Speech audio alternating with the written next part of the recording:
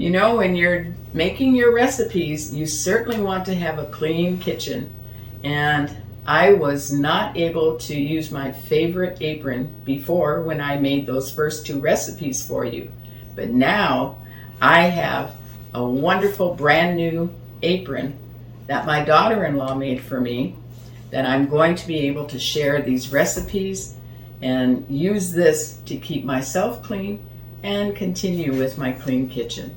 So if you're ready, we will go ahead and start with this holiday cookie recipe, because what is Christmas without cookies? And I have this recipe for you that is so simple that you'll be able to make 10 or more different kinds of cookies, and everyone will think that you worked and slaved so hard just to make that cookie, each one as a different kind.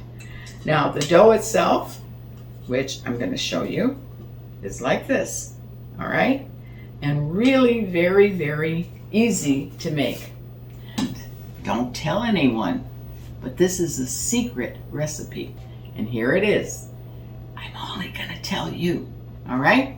So the recipe is 1 egg, 1 container, an 8-ounce container of any kind of whipped cream. Not from the can. It has to be the ones you either buy frozen or in a little bowl, okay?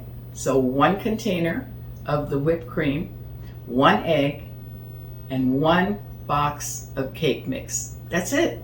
That's all you need. You mix it all together. Now, you can use vanilla, you can use chocolate, you can use strawberry, you can use lemon, any cake mix that you want, even spice. It depends on your taste and your flavor, whatever you like. And then you can start making all the different kinds of cookies for the holidays, and from 1 batch only. Now, let me show you how that's done.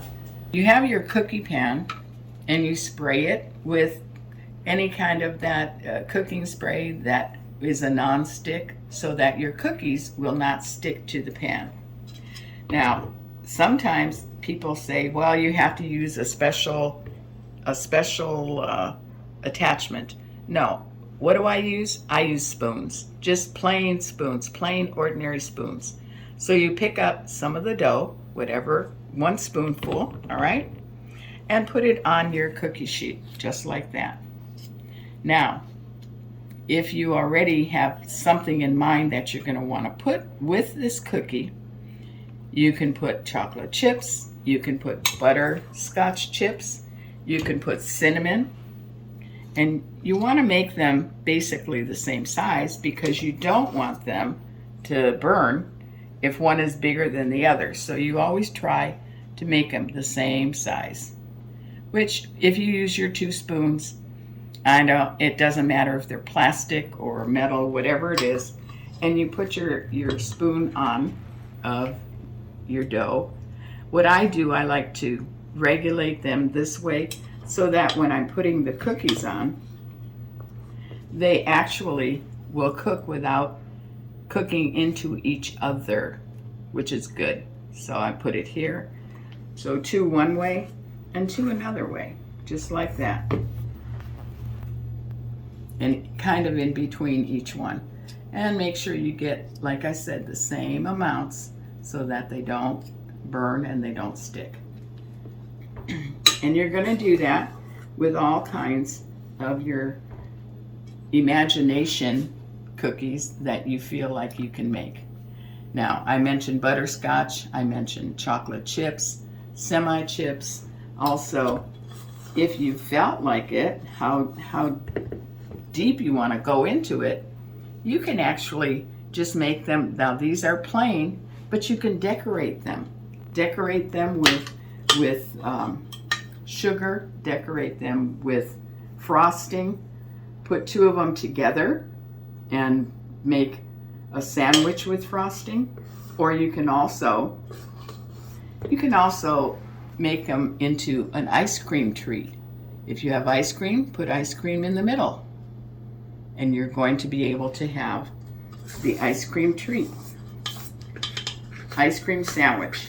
And what person, what child, what adult doesn't love to have an ice cream treat while they're enjoying their holiday cookie? So we have our tray of dough, and you're going to bake this at 350 for 7 to 8 minutes. I would say, depending on how hot your oven gets. You all know your oven. You all know what it is, if it's too hot or not hot enough. If it's not a hot enough oven, you're going to want to go 8 to 10 minutes. If it's a hot oven, then you're going to want to go 7 to 8 minutes. Now my oven always goes hot, so I bake them right around 7, maybe 7.5 minutes. You're going to notice when to take them out because the edges on these are going to turn brown. The top will remain white, okay? Unless you put cinnamon or chocolate or something else on top of it.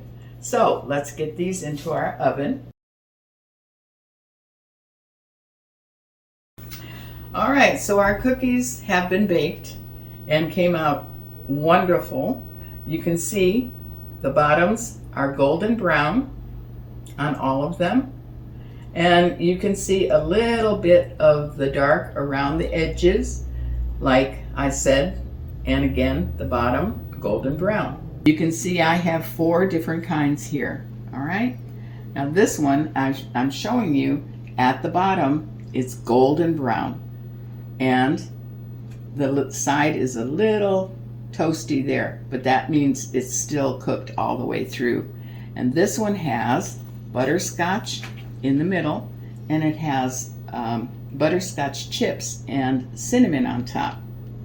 This one here, again, golden at the bottom, has semi-sweet mini chips in it. This one, I have a Hershey Kiss in the middle, golden at the bottom. But what I did with this one, I actually put some green sugar and some red sugar to make it more holiday festive. And this one, these, I actually put frosting in the middle. This is my favorite kind, and I really, really like those. Now you can do ice cream, you can do different shapes, you can make candy canes, you can put some coloring in the dough to make a red and green candy cane or a red and white candy cane. And you would have to do that with your hand, of course, or your spoons, and just put it on the cookie sheet.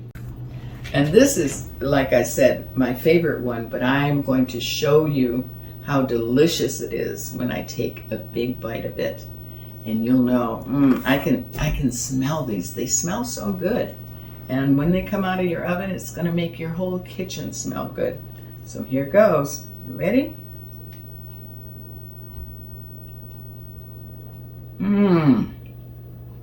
Wow. For more recipes, I'd like you to subscribe to my YouTube channel, No Nonsense Kitchen Today, and share it with others and let everybody know what's going on so that you can enjoy these recipes with them by sharing them. Follow me, like me, and have a great holiday. Thank you for tuning in.